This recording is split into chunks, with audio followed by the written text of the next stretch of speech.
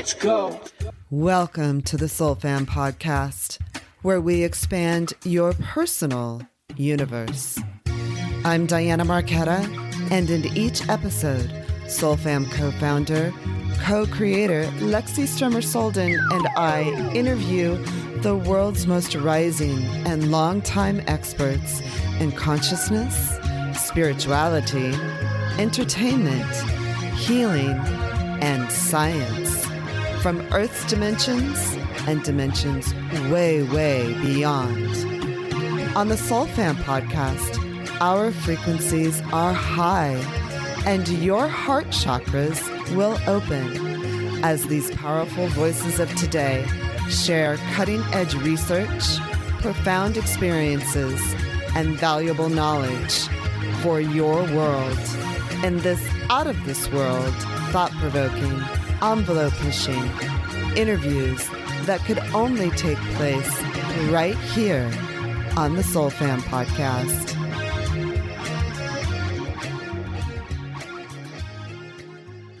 Welcome to the Soul Fam podcast. I'm Diana Marquetta, and on today's very incredible episode, we have Seth Dietland, who is a repeat guest on the Soul Fam podcast. I'm so grateful for him every single time he's on this show. He is widely applauded by our audience and certainly gets a lot of views and has so many gems to share. Seth, and you can find him at www.sethdietland.com. He is a quantum angel magic. Also is another website for him. Seth has been communicating with angels and has moved perhaps beyond that or inclusive to that other magical beings. And today, Seth's going to talk a little bit about dragons and other multi-dimensional beings and how we can communicate with the multi-dimensional beings that are in our world at the moment. So thank you, Seth. I am so grateful for you being here, and you have some adventures to share with us as well. So I look forward to sharing that with the audience. Well, thank you. I want to say hello to the audience as well. It's wonderful to share all this with you, whoever's listening. And that is because the best part about this is touching as many lives as we possibly can with this beautiful information that is really meant to empower us. And you know, it's funny. I love the way that you opened this up. Of course, I never take credit for this work. It comes through me, not from me. And I love that people resonate with the energy of the higher dimensionality that gets represented or brought through. But it's very funny because until we really fully understand the context of the multidimensional realm, there is this sort of way that we delineate things to try to understand them with our mind. And in one case, I remember back in the day when someone found out that I communicated with angels, this person said to me, well, I communicate with Source, or I communicate with God. And I was like, okay, well, you realize it's all the same thing, right? Right. I didn't say that because I thought it very interesting that you know, the ego does always want to kind of make an imprint, you know, somewhere in there, which is really interesting because once it's removed, there's so much more that's opened. And it doesn't matter what form it comes in. You could be talking to the Pleiadians, you can be talking to the Atlanteans, you can be talking to, you know, a being with a specific name that it's been given to you. And as long as it resonates with light and a high frequency, it is coming from the source. It is a way that Source speaks to it. So there's not like, you know, all these different floors like in a skyscraper. And it's like, I'm talking to the angels, so I'm stuck on the fourth floor, but it's great that you have the VIP access to the penthouse floor and get to talk to Source. I mean, it's all the same. It really is, but it expresses itself in so many different ways because there's archetypes and that sort of things, which makes it fascinating to explore.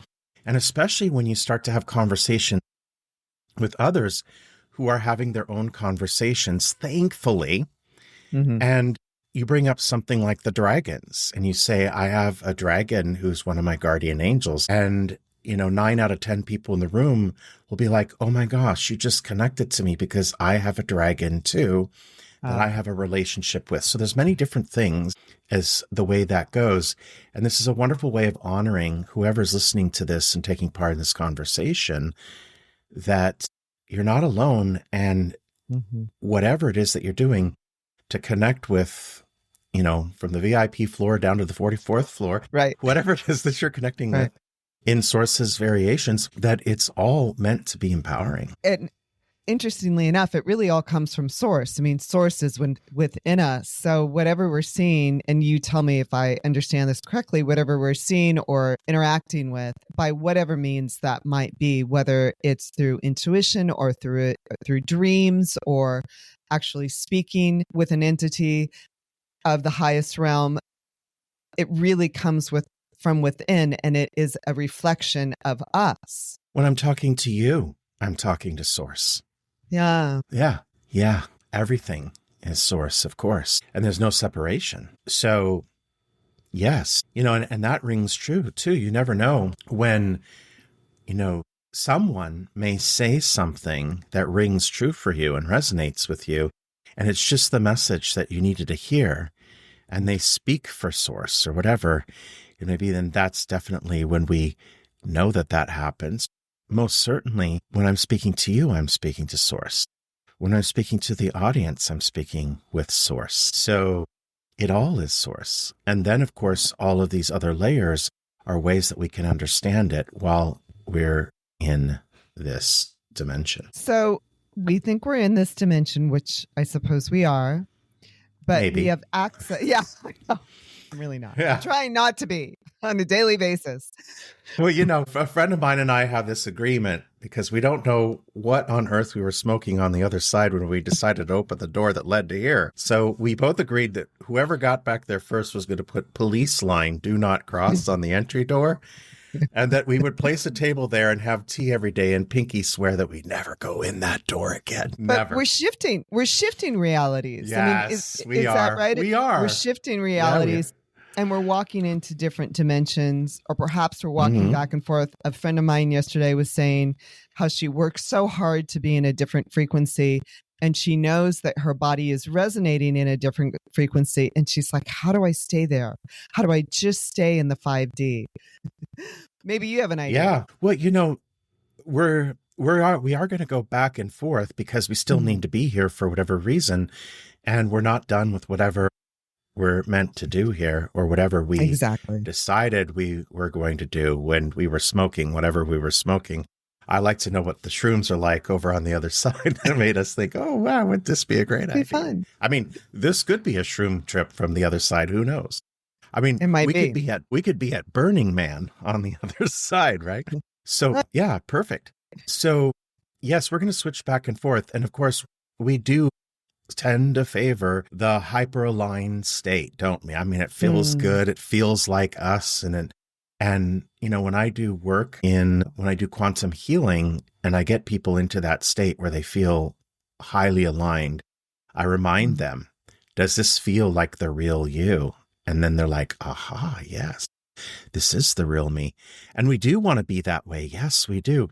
And yet something happens, right? We go out the door, or someone cuts us off on the freeway or whatever. And the next thing you know, we're not there anymore. And then we have to find our way back where it already is inside of us. And so I do understand the desire to be in that heightened state for sure, like always, and never go into that. But there are dimensions that don't have the density we have. And it is true that as we evolve and where we're at is reshaping to accommodate us and the dimensional frequency that we're at, that we will find that some of the lower levels will no longer be accessible to. And in some cases, and this can speak to the audience as well, there are some of us who actually feel like there are low points we've experienced in our lives before, never find ourselves there.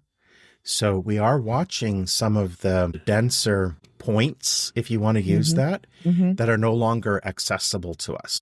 I know a lot of us are starting to feel a lot less fear, a lot less anxiety, which means that, like, if you think of like one of those meters from like the sound booth, right? And it goes back and forth between the green and the red, it's no longer pitching too far down, and then it's sort of pitching a little higher up, and it's going to go back and forth like this. And it has to, because it is kind of an experience. That contrast is really what we're here for, because we're all going back home to source. There we go again, the top VIP floor. Right. Don't forget your key card. Yes. And as we go back and forth, I mean, this has been part of my ascension anyway, is that it feels very dramatic at first as you're going between the red and the green. And now there feels, at least at this point, that there's a bit more of a neutrality. And so, okay, there's still the red, but I'm going to step out of that and I have more control, or I have more observation of it rather than being in it. Yeah. And besides that, many of us may relate to this experience. I'm finding myself seeing people I haven't seen in a long time, or even seeing someone I haven't talked to in a few weeks or something. And I'm like, you're different. Yeah. Your energy is more calm. The frequency, you can feel the frequency shift in people, lots of people. You can feel it. And that means that there's been a lot of change in a lot of people. And you could either use, what comes across the news as a litmus to not believe that there is this expansion that's taking place, or you could rub elbows with real people every day and realize that the news is kind of a false construct, and realize that it's meant to make us believe that the world is devolving. Right. At any rate, I see people all the time, and I could only describe it is that I feel like I'm falling in love with them again, like in a soulful sense. Right. I appreciate not in a creepy McCreeperson sense, but in a right. Not in a white van with a small window kind of way. Not in that way at all. No. I mean, so I love that we have that banter relationship anyway. But yes, it's very interesting because and I could say this again because I feel like I get pulled deeper into my heart space from being in that reflection with others. And I'm finding it happening more and more. And it even might be someone I haven't talked to in a couple months, and I'm in their presence and I really feel like, yes. And then a lot of people also sharing with me, same thing, like, oh my gosh, I'm watching the show that's going on outside and I'm more fearless than ever. Yeah. Or I'm more excited about what comes next. And I'm like, yeah, keep going. Let's keep doing this. Right. Right. And watching the polar division kind of shift into a sense of unity. And there's both to be seen for sure. For sure. And that's not to bypass that there is, increase in that polar division. But it's also, the polar division will ultimately reunite us. It will not permanently divide us because we're the same being. We're source. We can't be divided. So, yeah. I would agree with that as well. I have found that at least in my own experience, I find the beauty in people more that maybe I haven't seen for a very, very long time, or that I've never even spoken to, that a few years ago I might have thought, oh no, I really shouldn't engage with this person. But, there's just, everyone has something to offer. And if I look at them from a heart-centered place or engage from a heart-centered place, it's a much different experience. Yes. I've also been finding it true that I can encounter people I've never met before and just feel fully in love with them in a beautiful and soulful sense, and realize, wow, yeah, that connection is more authentic than that other sense of like not feeling like that person, because you do know that person, right? In a certain way.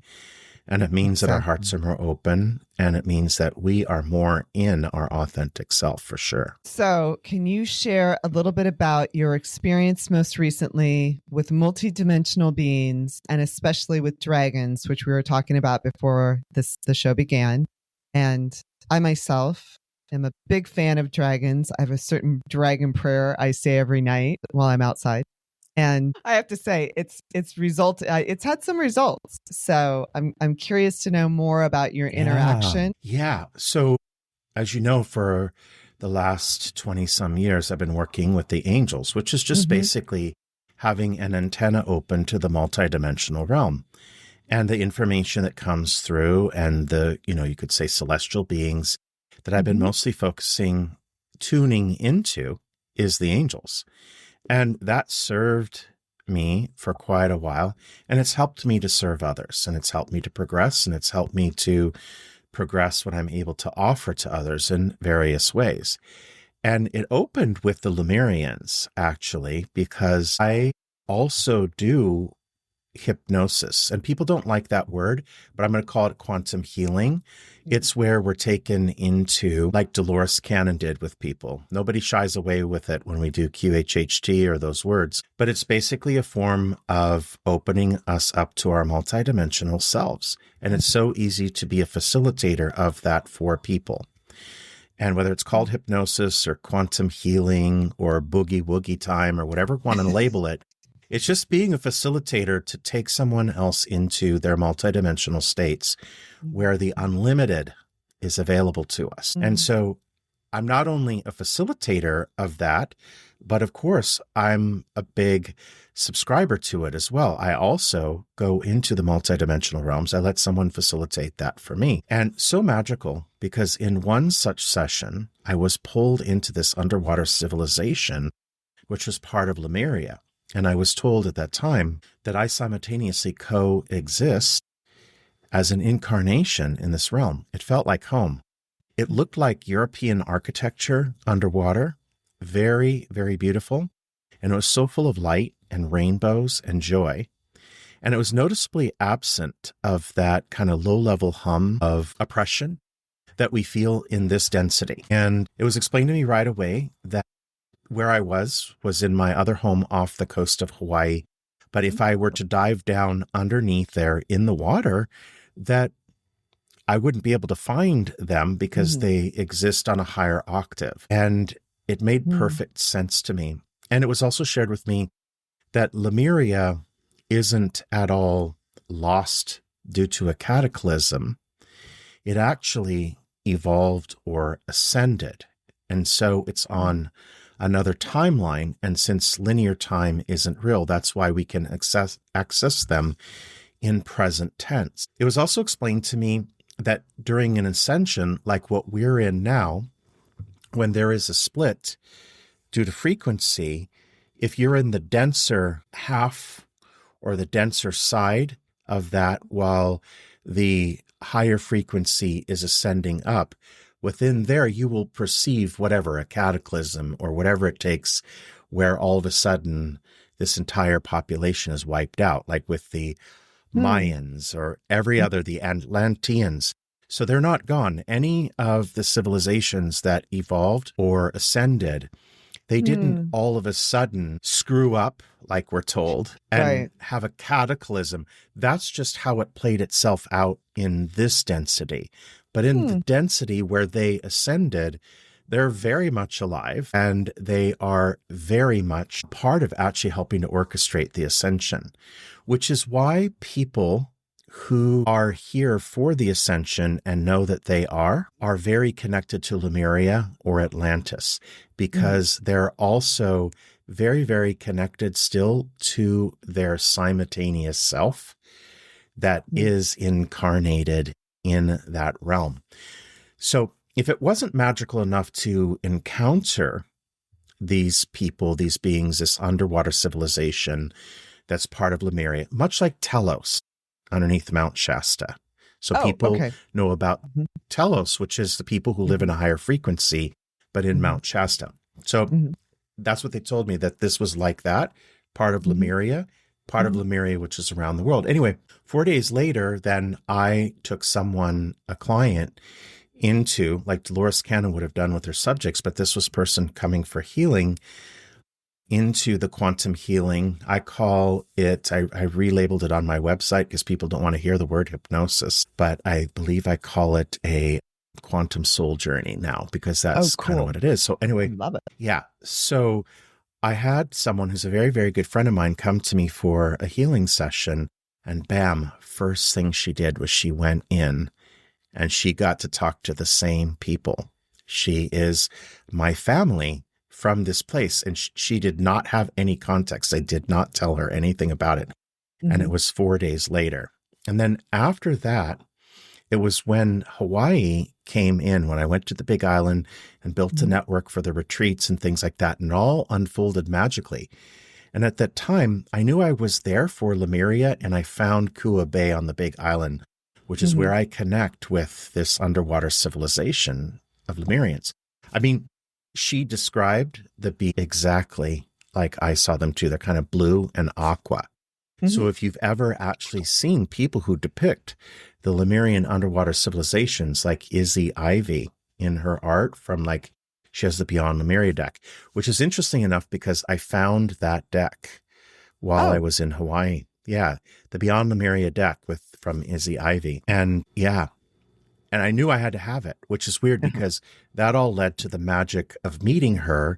And I'm about to do 2 retreats collaborating with her, and it's all magical, and it's being orchestrated from Lemuria. But what ended up happening then is that after my friend, she went to one of the Hawaii retreats, so I took her to Kua Bay. I was just sort of like, okay, here is where we talk to our people.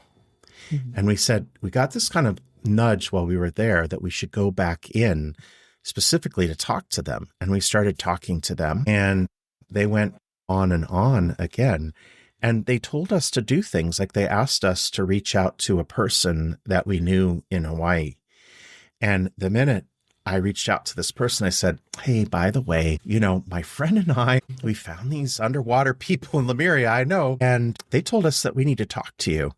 And she's like, oh, I know who they are, and described them to a T. And then she gave us all the other context for Hawaii and Lemuria and all that kind of connectivity and all that. In the meantime, I'm getting the idea, that when, like we mentioned earlier, when our antenna is open to the multidimensional realm, there's so many dimensions, and that these are who we can talk to, who we can tune into. And it's also what's going to lead us to what you would call space travel, because space travel isn't going to be getting into a vehicle and traveling the miles. Space travel and also teleportation is going to happen by being in the frequency of a space and finding yourself in it without like doing a quantum leap from one place to another, like sort of quantum particles do in the quantum realm. And we'll be able to do that at some point. We're getting close. But ultimately, and we're doing it already when we close our eyes and we go into that heightened state. Well, I was invited to do one, and I go in, and immediately my dragon Orikaze comes to me. And I was like, oh my gosh. I was like, I forgot about you. Like, what is this? So familiar to me. And I felt his heart energy. It was amazing.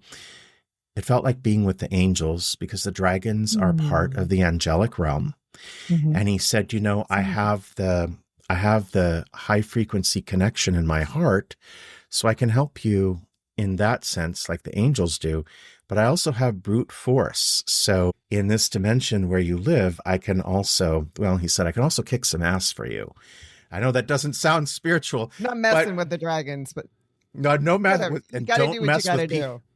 Don't mess with people who have guardian dragons, because I tell you that Orikaze has been very helpful. He said, there are some times in the dimension that you're in where people aren't going to respond to a high frequency of love and still be in that conflicting paradigm of duality. And that's when they need brute force to get them out of your way, or to actually, correct or to protect you or whatever. People call on their dragons when there are situations where whatever the obstacle isn't prepared to respond to light and frequency in that way. And it's not to say that it couldn't or won't, but there's some times that it needs something else, and it needs brute force, which is in this realm where brute force can be. What I found after I reconnected with my dragon is first of all, I started seeing dragons everywhere, as we do. Oh, When cool. we connect with the angels, we start seeing angels everywhere. When we connect with Lemuria and Atlantis, we start seeing the connection to it everywhere. It starts showing up. dragons start showing up everywhere. And then every time I'm in conscious circles now, I mention the dragon, and everyone mentions the dragons like they are like their own secret, until they realize everyone else around them has dragons too. So very cool. And that there are the dragons in Lemuria. So even if you look at, like, for example, Izzy's art, she channels Lemuria when she does those art pieces, and she has the dragons in there too. The dragons are part of Lemuria. So is Orakazi different from the dragons in Lemuria? Does he look different? And I assume it's a he, but I don't know. Do they look, act, feel, move differently? So the same. I mean, literally the dragons. So, it is part of that, because Lemurians are very connected to the angelic realm and the multidimensional realm as well. Even though we frame them as a different, quote unquote, different people or different dimension, they're not out of tune with the other dimensions too. So, Lemurians would be very in tune with the multidimensional realm, which means that they're communicating definitely with the Pleiadians, and Pleiadians. It's funny because to us, that's a name of a huge star system. Right. And it'd be the equivalent of, like, if someone in that star system looked at this huge group of stars and lumped us together, when we're even, like, different based on, what neighborhood we live in, let alone what state or country or whatever, right? So, but still, people from the star people from those other realms, from outer space, if you could call it that. So they would be in touch with that, the angels, and anything that's available in the multidimensional realm as well. Can you describe Lemuria to the audience? For instance, I was just sharing with somebody the other day who's in a conscious circle with me. She was very unfamiliar with Lemuria, and I tried to describe it in my limited knowledge. So I would be curious to know more from your perception and experience. First of all, it is interesting how much information is handed down as factual. So people will say, well, Lemuria was here and it was there, and Atlantis was here and it was that. And this is what Atlantean people. And then once you hear it, then you start telling people, well, this is what Atlantis was and this is what Lemuria was. And so I find that there is still a lot of distortion in that information as well, only because of the dimensional realm that we live in to begin with. There is distortion here based on its frequency. But all of that is to say, and give us an opportunity, all of that is to give us an opportunity to open up and create a blank canvas where we can receive what Lemuria is and its importance. So many of us are already familiar with Atlantis, which is an ancient civilization that was advanced spiritually, and Lemuria was before that. But the trick in that is that there is no linear time. So there is no before. There's just simultaneous, and there's what we can be in tune with. So I know that's hard to digest in our minds, but actually Lemuria is considered an older advanced civilization. And, okay. How interesting. And so it's believed in the stories that are handed down that it was a continent that took up the Pacific Ocean, and that it was covered in water, and that Hawaii and New Zealand is a part of that. Oh. There's a lot of connectivity between, like, the statue heads in Easter Island and Hawaii and New Zealand. Yeah. And then there's the connection, of course, to what we call the Pleiades or the Pleiadian people, or other worldly people that are connected to that area. At any rate, it was considered a utopian or advanced civilization. But oddly, the Hawaiian shamanistic chain, the spiritualistic, where you have various magicians from the Hawaii magic, they acknowledge their connection to Lemuria. They acknowledge that Hawaii is part of Lemuria. They're not running around screaming conspiracy theory at each other. Right. It's been handed down in generations of the native Hawaiians that acknowledge that Hawaii. Now, we all know that when we go to Hawaii, we feel differently. We feel activated. For sure. And even when I was at Trader Joe's yesterday and I had an aloha hat on, and the person behind the counter, he says, "Oh, wow." And I said, "Yeah, I do retreats in Hawaii. He goes, what a great place to do them. He said, when I get off the plane, I don't know what happens, but I just feel better. Whether a person is aware that they're aware or not aware that they're aware, there is something in us that shifts in Hawaii. For And sure. it's believable that it's part of the connection to Lemuria. And there's so much that's acknowledged there, especially on the island of Kauai. And this is why we do a lot of Lemurian activations in Hawaii, because there's a way that the veil is considered thin in between Hawaii and Lemuria. And so you have access through an easy portal through frequency to that. And I've acknowledged before that just being in Hawaii, I don't believe that Hawaii is actually on this planet. I believe that even though I get on an airline that leaves from Los Angeles and arrives in Kona or Lihui or Kahului or whatever, I've somehow or another traveled interdimensionally while I was on the plane in order to get to Hawaii. And I do believe that it's in another dimension as well. If it does feel like that, I have to say, having made multiple trips to various parts of Hawaii, not on a retreat, but just on regular vacation travel. Yeah. It is a magical place. It is a magical place. And it's activating for magic, which is why it's so fruitful to do retreats there, because you add the magic of the location with the actual intention of calibrating with the magic. And people leave these retreats changed like they want to be changed in ways that felt unavailable to them before, which is just phenomenal to watch that happen for people. That's so cool. So if you were to take me into Lemuria through quantum healing, whatever. Yes.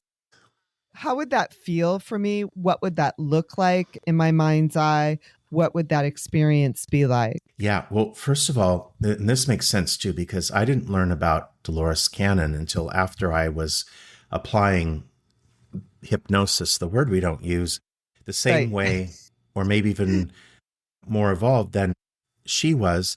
But after I discovered who she was, she came to me in a dream and she said, I'm watching over you because you're doing something similar to what I was doing. And what's more, she says, you're going to be bringing people through the portal. So what I understood is that because when I'm a facilitator, I'm in the field with you. And now because of the Lemurians, this is expanded. Like in the last retreat, one of the things that we did, one of the activities that we did is that I opened up the portal. Well, the Lemurians opened up, but I facilitated for the Lemurians to open it up. And the whole group went into the same place, could see the same things, and experience the same thing. So we're able to travel in as a small group. I don't know if that group is going to get larger or not, and it may very well, but it was very easy to work with because first I started taking one person in who was able to get there, and then I took 3 people in, and they're the ones who invited us to do that. And after taking 3 people in, I was told that when I did these activation retreats that I was meant to, in some of them, take the whole group in. And people would see something like a being or get a message, and then someone else would be like, oh, I saw that too. I just got that. I saw that, or I just got that message too. And everyone could see the same thing, and we all went to the same place through this. So one of the things that your heart feels very light, and you definitely feel a sense like you're at home, and you feel this sense, it's not even scary to be underwater, and you feel like there are no limits and there's nothing to be afraid of. And then you start to receive major information. And we're not doing this just because it's like the latest way to get high on consciousness. When we go in there, I know. I know. It's true. Let's trip out. Yeah, no. But when we go in there, it is fun to do it anyway. But when we go in there, the cool thing that happens is that we get codes of light and frequency and information, and we bring them back. And those are the codes that we're using. Think of like a Trojan horse here that are coming back into the world and recoding the frequency of the world, of the reality that we live in. So that frequency is something that I attain as somebody who would participate in this, I would attain, my physicality would attain that coding. You Is would that correct? attune with it because it's I would already attune with inside it. of you. Oh, this Because is true. it's already inside of you. Hello. Interesting. Funny how there's a difference, because I feel like so often we think we're having to access, I got to reach for this. I have to reach for this frequency. I have to reach for this light code. I have to reach for this sense of wholeness, but it is all within us. It's just, we have to remember, or it has to be activated. Yeah. Okay. And actually there's no more beneficial part of our journey than the part of remembrance. Because the remembrance of who we truly are is what shifts our reality.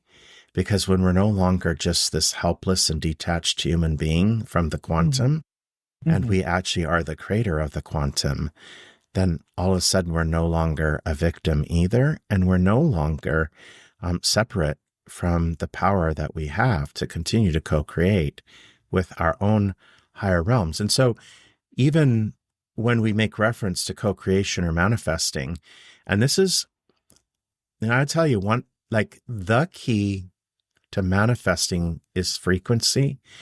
And it is because we're in relationship with our own higher realms of intelligence. Because when we say, bang on our chest, I am a manifester.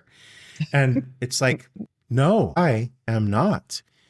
My higher self is a manifester. And when I get out of its way, magic happens. But when I'm like,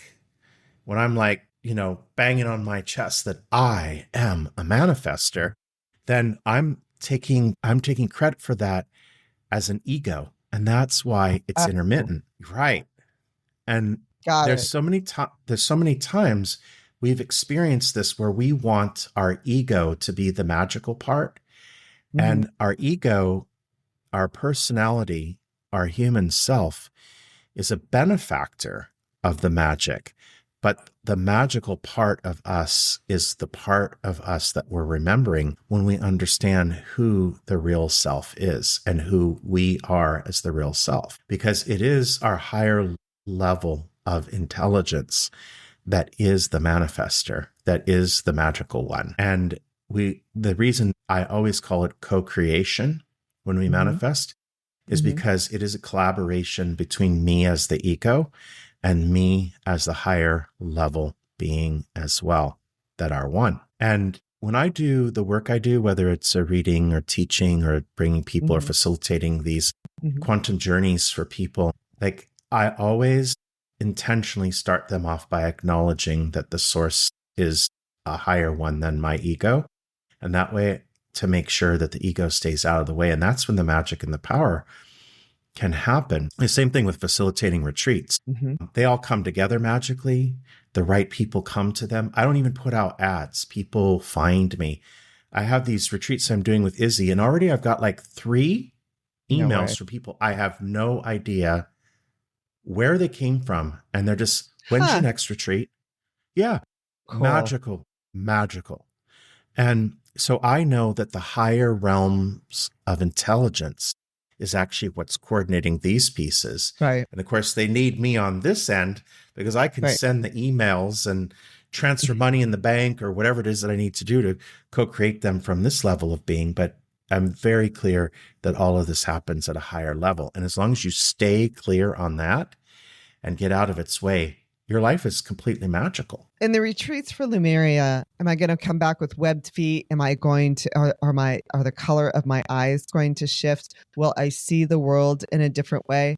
And will I come back, or will I be present, I should say, perhaps more accurately, with my mission very clear? Better than that.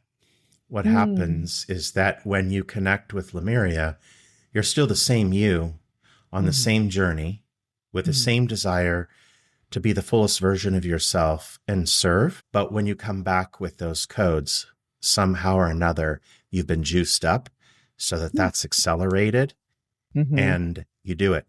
Lots of people who have come on these retreats and done this, they went back home. They were able to quit their corporate jobs and start doing the work that they want to do. Yeah. Amazing. Yes. I'm curious, if you don't mind my asking, about coordinating these retreats, which is a bit of a shift in your work in general, and if you have found that to be a more effective way or an additional effective way to connect with the collective. Yeah. So of course I still do, work with people one-on-one and teach courses and create Yes. community and things like that. But I have a passion project, and this is a component to a passion project, which is actually creating a bit of a unity. And the cool thing is, it's never about like when you go to a retreat that's like such and such a retreat. If I were to go to a Joe Dispenza retreat, I expect, just all the time to be with Joe Dispenza. And that's great if you're going to go to like a retreat like that or a Tony Robbins retreat or whatever, which is something completely different.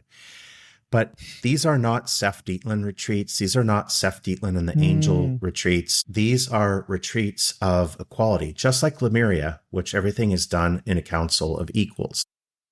And so these retreats are an accelerated way of being able to bring people into a high-level activation. We certainly are activated when, for example, we do one-on-one work. If I take someone in a private session in to connect with Lemuria or Atlantis, I'll do that too, or other places. We even I brought someone into a reality through the soul journeying where they connected with a part of themselves that lives on another planet. And she happens to be an artist and drew a picture of it. Beautiful. Was able to fully draw, look like a photograph. Yeah. And it was so beautiful because I could see it too. At any rate, so the retreats just seem to be the right medicine for people right now. And it's not so much a shift, but an addition to. But my primary focus right now is empowering people with this. Now, it's interesting because these retreats call in not people who are looking for healing, but people who are ready to be activated. And there's a completely different group there. Now, a few of them, we've had one person that comes in that's still in the stage of looking for healing. And you could really see the mismatch in frequency. And it was cool because whoever was there to be activated was part of the healing for the one that was there to be healed. But there definitely was a mismatch of frequency. Of course, there definitely was a mismatch of frequency in that case. And so there were a couple of them where one person came in and they're still on that journey of processing healing as opposed to being ready to be activated.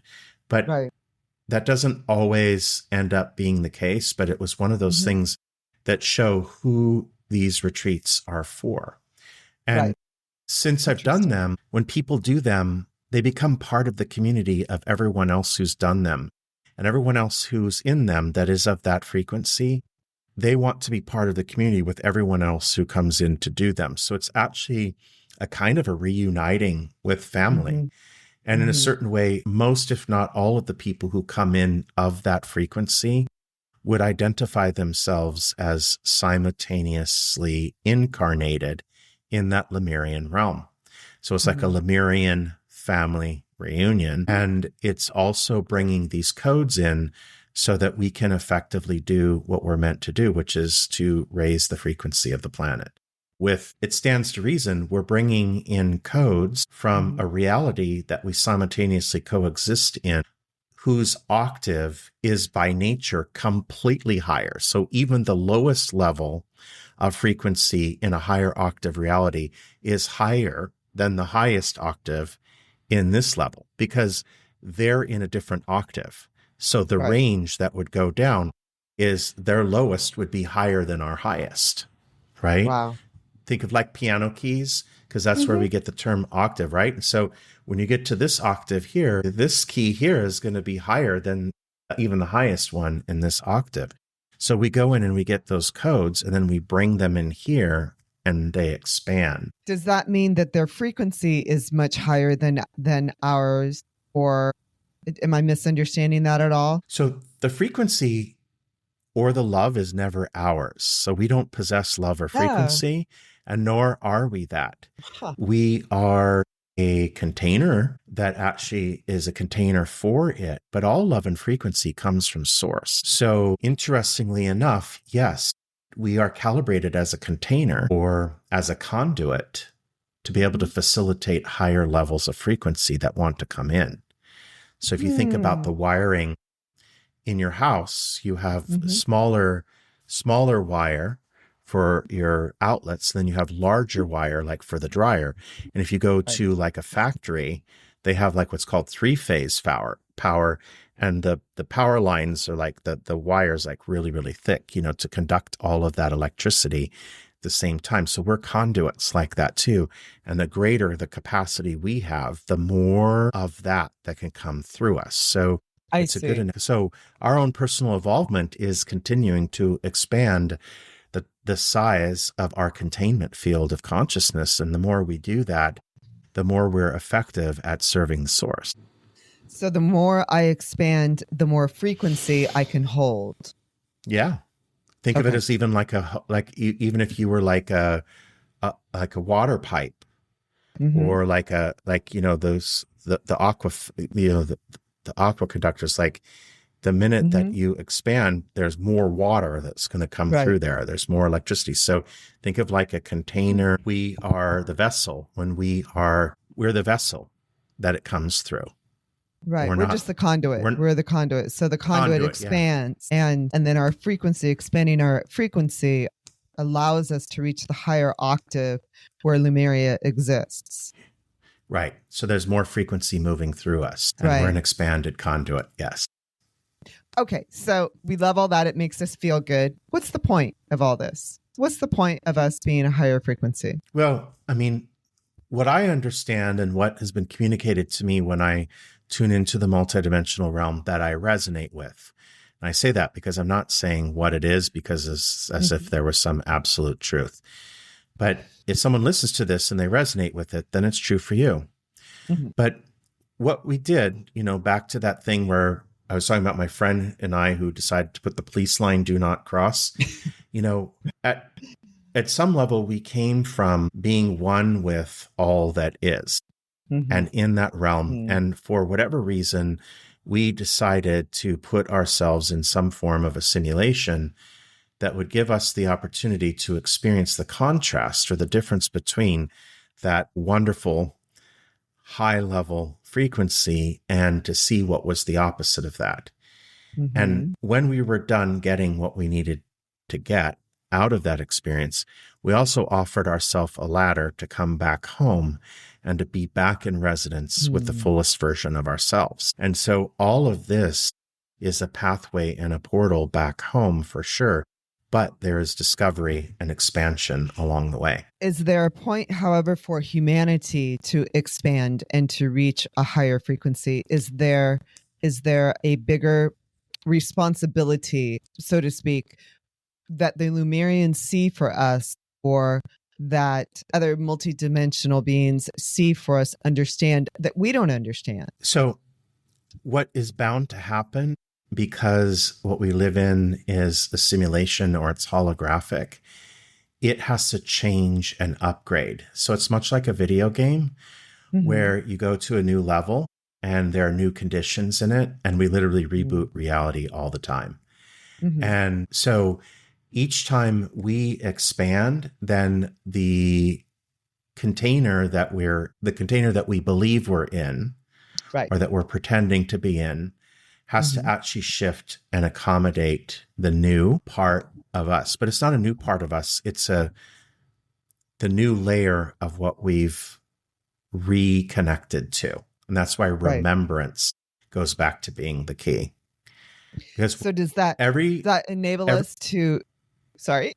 Every bit of our expansion isn't gaining to us what we've never had before. Every level of expansion is the gaining or acquisition of who we already are that we've hidden from ourselves while we're here. And so it's not... I'm so sorry. Will that impact the way Lemuria exists right now, the way other dimensions exist right now, the way the dragons interact with us as humans and Earth as a planet? Yes, we have easier access to all of that, which is why it's actually coming online for many. And as I'm here, I'm hoping to be as much of a validator for people who've already tapped into this, and there's lots of us. And I'm hoping that someone is hearing this and going, oh my gosh, I don't feel alone and I don't feel crazy. And I get it, why this is. And this is part of a bigger movement that is going on. And it's inevitable because we aren't meant to stay stuck in this container, because this container is completely less than who we really are. Right. And I also want to say this and speak to those who may be looking around going, now that I know who I really am, I don't even want to be here. I don't want to be in this body. And not like a depressing kind of a thing, but it's like, yeah, I don't even want to deal with the limitations anymore. I want to go back and, fly around with the angels or the Lemurians or the Pleiadians or whoever we want to go bounce around in the portals with and jump around on waterfalls and things like that. We want to do that. But yes, so it actually shapes us differently. And actually that's going to make our reality completely different too. And I'll say this too, and this is really odd or may sound really odd, but the other day, Apple released their once a year video because they want to sell us these new products for a lot of money and make billionaires even richer, right? And they do all this like fancy thing where, you see these drone shots and it's going all around the world and all this kind of stuff. And in a way that might look like great pictures and things like that. But after a while, when we wake up, it kind of looks like dystopian, because it's like, is this what you think the extent of what I am? Is this like helpless being that's waiting for a new level of technology? And all this stuff seems to want to get us focused on something that doesn't mean anything, right? And the real technology resides within. But it's very dystopian that it's presented as something that's way more limiting than what we've figured out what we are. So what I'm saying is that we begin to see the world differently when we start to expand to this level. It looks much, much different. It's a world that we can love the people in it a lot more, but we can also actually find new ways to shape it and continue to facilitate our growth and our journey back to our complete selves. I hope this didn't sound way out there, but anyway. No, it's profound. Frankly, it's quite profound. And I fully grasp that. And I'm sure our audience does too, frankly. And it's so interesting. Yes, I'm supposed to desire this technology that's outside of me in a little, brick but the technology within me is actually more powerful than that technology. Yeah. Yeah. I mean, and less it's costly. so funny.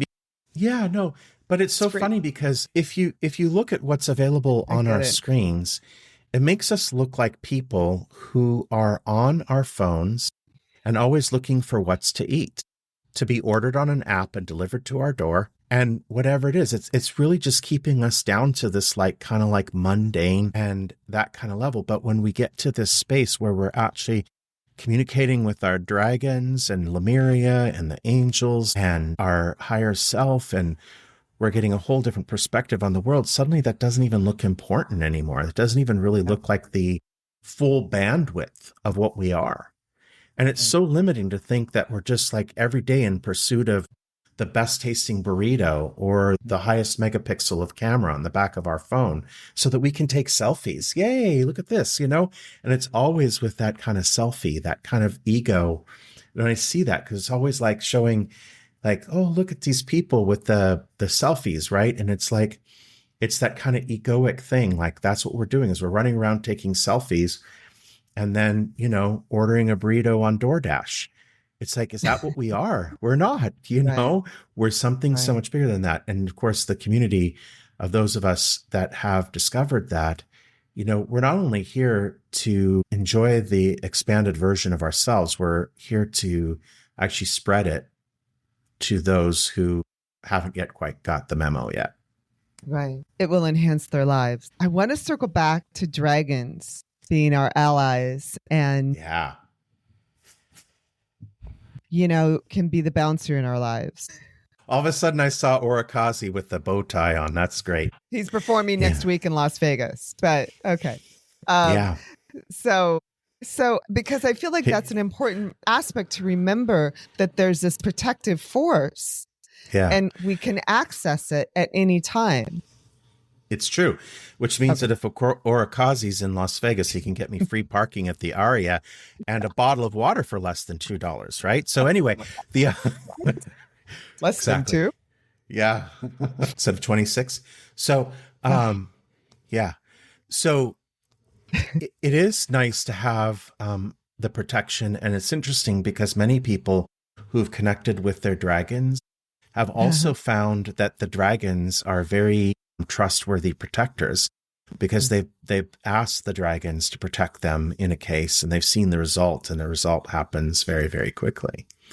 So it does, especially if there's a situation that involves another person who's not operating in integrity or the light, and Mhm. you feel like you're about to become, you know, involved in that with someone, or someone is operating with not as so much integrity with you, and you don't want to play like that, then I'm like, Orikazi, will you take care of this? And the next thing you know, the situation just sort of, there's so many different ways that our dragons can protect us. And it was really odd because, speaking of Las Vegas, it was when I was in a session in Las Vegas that I met Orikazi. And of Oh, course, the first thing he interesting. said is like, you're going to see me all. It's funny that you said that. You're going to see me all day long. And I saw dragons all day long. And we will do that. We'll see dragons all day, all the time afterwards. And they show up in places where you never, ever saw them before. And then maybe the day after I got back, there's an Archangel Metatron deck that I have. And Hmm. I was like, there's a message in that deck for me. So I found it and I pulled it out and I opened it up, and there was a great big huge dragon there, and the Hmm. dragon card was right there. And I had never really fully realized and put the dragon with it. But when our dragons show up, it's the same as when our angels show up. And very interestingly enough, people who have been working with conscious energy in their own lives for a very long time, there's a certain part where that dragon comes in, and it's almost like a part of like where you're at a certain level of mastery. I don't mean that Right. at an ego level, but it's like Right. when you actually have a relationship with awareness, and then all of a sudden the dragon will come in, tell you its name and everything. Everyone I know that's met their dragon knows their dragon's names. Mm. Yeah. And describes them, and they're magical. Like mine is purple and green. And the other day I was at Michael's, and there was this like shelves and shelves of these plastic dragons, and they all looked mythical, Mm-hmm. and they all looked luminous. Some of them were white and sparkly. Some of them were blue and green. So, it's sort of like dogs, some of them are orange with long hair, and some of them Mm-hmm. are white, Hmm. and some of them are black or whatever, or have curly hair or straight hair or whatever, and they have different shapes. Our dragons, like we all have different color eyes and things like that. Our dragons have these different looks like this too. And I looked at all the range of these different kind of dragons that were there. And I was like, oh, that is so cool, because when everyone describes their dragon to me, it's always different from each other, but it's still a dragon, and it's still magical, and it still protects them, and it still helps them, manifest or create miracles or movement whenever they need it. Are there light codes that we can use to activate our dragons, or to activate the dragon within us? Oddly, the dragon comes when you invite it, and Oh, sometimes it comes when interesting. you're least expecting it. So Mhm. we don't even need keys like that Mm. to the dragons. In much the same way, we don't need keys like that to the angels. What ends up happening is that we invite them in, and we're open to them, and they will come in. And that isn't to say that someone could be listening to the show and then all of a sudden do a meditation today and have the dragons show up. I mean, that's how magically it can work. The dragons are our guardians, just like the angels are. And we have several of all of those kind. I mean, Mm. even some of our angels, when we connect with them, they look differently, because in the quantum soul journey, we're also able to go in and meet and speak with our angels and guides as well. That's formerly known as hypnosis, or whatever we Mhm. want to call it, right? When we Mhm. bring or facilitate people into their higher levels of awareness, we go in and talk to our angels and spirit guides. And some people see like a winged being, and some people see Mm. someone in overalls that looks like they were working on a farm. Some Mhm. people, there was one person whose guardian or whose spirit guide or whose guardian angel was just a woman in a suit, in a pantsuit. Hmm. Oh, how And in the interesting. session, in order to give her the message, we got into the elevator of a skyscraper and we went up to the 88th floor and we got off, and there was this whole office with this view of this city that wasn't a city that she knew from this awareness, but Mm. she got business Mhm. advice from this angel that actually helped her with her business, right? So this is the same way that our Huh. dragons will show up. And our dragons are really helpful, especially now, because in a certain way, we have greater levels of expansive experience that's available to us, but we also have destabilized and challenging experience that's on a whole other scale as well. And so the power, both the heart-centered sense and, as Orikaze says, in the brute sense, is on a whole nother scale for us as well. That's so interesting. Yeah. Going to remember this as we traverse through our lives and how we sort of dance on the fence between 3D and 4 and 5 and whatever dimension you happen to be residing Yeah. at the moment. And that's something that is interesting because it's just a framework that we use in our mind when we say 3D or 4D or 5D. There's no real right. There's no like dimension that says 40. And some people choose to use that framework to describe at what level of expansion you are able to access. But interestingly enough, there are certain dimensions that we can still access, but can we embody them and still be here? That's the question, right? How just because we can't embody the highest levels of frequency here doesn't mean we can't access to them. And just because we access them doesn't mean that we have to embody them here. Because if we start to embody anything higher than what's available in this range, then we either go to another dimension, we'll find ourselves back in, Telos or Lemuria or wherever, playing with our dragon for rails. And then, that's fun too. And that's probably how we'll get there. Is there any sort of message, by the way, that Lemuria or the dragons would like to share with us at this time that's important for us as a collective? Play, play, play. Have fun, love, and play. Now, I'm looking at my to-do list, and I've been told, because we all, in the old paradigm, we overworked all the time. And we thought the more we worked, the more we could get done. And it's actually the opposite. The more we play, the more we get done. Of course, we'll do our things as we need to do them. We're not going to neglect them. But I was told that at the top of my to-do list every day, I had to put the fun things that I'm going to do today and make sure that I do them. And it could be anything. I mean, not every day has to be like, the highest of fun. Today, I'm going to bake a lilikoi cheesecake, which is a Hawaiian thing. Yes, it's, they call passion fruit lilikoi there. And you go there and there's this beautiful lilikoi cheesecake. And so I learned how to make one, and I'm going to make one today, and that's going to be my fun. But it's at the top of my list. And then the things that I have to do for work are beneath that. It doesn't mean I'm going to do that in that order, but it is to make sure. So ultimately, it's play. And remember that overworking, overthinking, and overdoing will accomplish less. So stop working, start living, start having fun. Every time we go to Lemuria, they make us laugh. They're so funny that there's like all these rainbows, and we've had these experiences where we feel like we're bouncing on them, like bouncing on a trampoline. And we're laughing, and we'll ask the Lemurians, what's funny? Like, you need to laugh more. You need to laugh. You need to laugh. You need to have fun. You need to love. Reach out to people. Tell them you love them. Give people big hugs so that they feel your heart's energy, activate them. Do all that. Just love and play and be in that energy, and then let miracles do the rest, and make that your priority, is to live again and no more living in the old paradigm. That's their message for us. Fantastic. I like that. Yeah, I like that a lot. We love, so don't we? I want to be sure that people know how to get in touch with you. How do we find you on the internet? How do we get to your next retreats?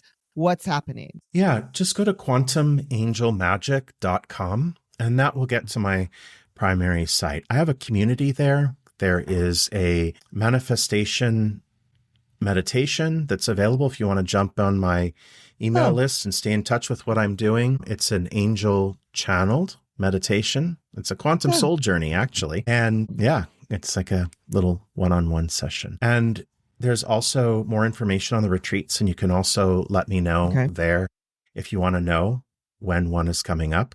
So in October, and I'm just about to announce this, but in October, I'm going to be doing retreat with Izzy in Sedona, Izzy Ivy, and then also in November on Big Island. And they're all called, they're called Lemurian Wings of Light. And they encompass activities in the area that calibrate with the land, as well as actually doing the artist activation with Izzy, which is phenomenal because you're going to be painting. You're going to learn. She's going to teach you how to paint that holographic effect that she paints, but while being connected through meditation and activations, and create your own wings of light with that holographic effect. And you get to keep your own painting that you make. And it's a very activating experience to do these. So it's her painting class overlaid with a retreat. Like in Sedona, we're going to do a land activation, crystal bowls and breath work. And we're going to be doing a journey in the cloud forest in Kona. And we're going to be going to Kua Bay to talk with the peeps in the other dimensions, and we're going to go to the volcano and all that kind of good stuff. So those two are coming up, but it's a great place to let me know if you want the information. And then you can email me at Seph@quantumangelmagic.com or support, SUPPORT at quantumangelmagic.com. I know when I say Seph, people think it's Seth, so it's Seph. Support at quantumangelmagic.com still gets to me as well. Okay. Amazing. Okay, so I feel like I've gone somewhere on this interview. I don't know if we need to come back, but I hope the audience gets the same feeling. It's really transformative. Probably. I will tell you what's fun is that I do get a lot of emails when I guest on podcasts where people say, I just want you to know that I listen to this show over and over again because it activates me. And I think that's super cool. Yeah. Yes. So listen over and over and over again to be activated. Yeah. Right now is a great time to be activated. Oh boy. Yes. Good. Well, thank you.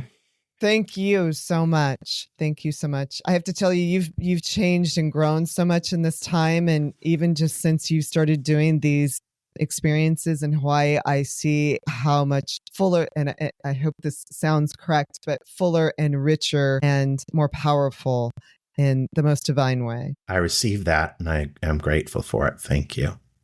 You're welcome. Thank you. All right. Hopefully I'll be in Hawaii with you soon, and many more of us. You will. Thank you for joining us for this episode of the Soul Fam podcast. Be sure to tune in to every episode where we dive into a different rabbit hole of the known and unknown to empower you in conscious living and exploration of the greater universe. We hope you leave each episode with a little stardust in your hair and inspiration in your heart. With love from your Soul Fam.